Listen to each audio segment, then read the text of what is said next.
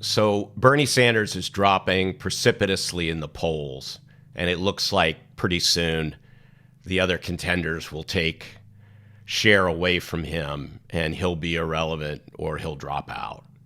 And I think that there's a way for his competitors to bring that day much, much closer than if they just continue to use the same strategy with Bernie that they're using right now.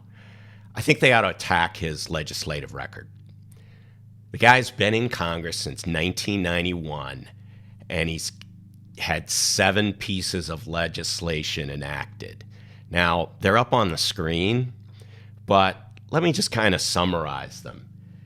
In 91, when he got to Congress, it's been there a long, long time,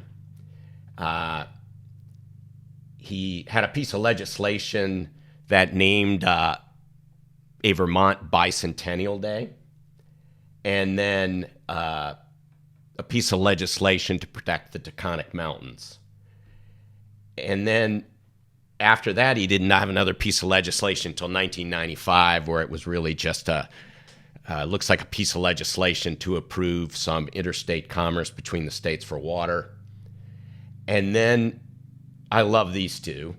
In 2006, his bill named a post office.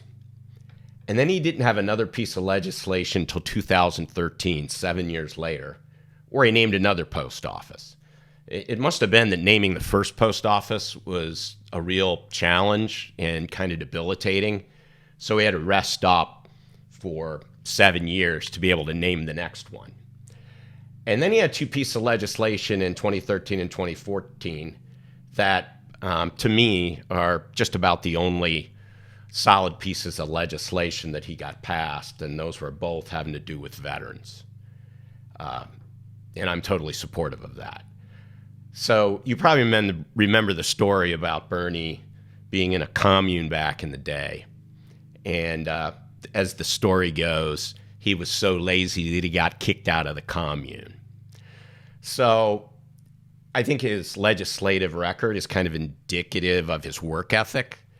And I think if his competitors amongst the Democrats who are vying to win the primary and face off against Trump, if they focused on this a little more, I think they could bring his departure to be much sooner than it will be if they just let him continue to pontificate on communist and socialist theory.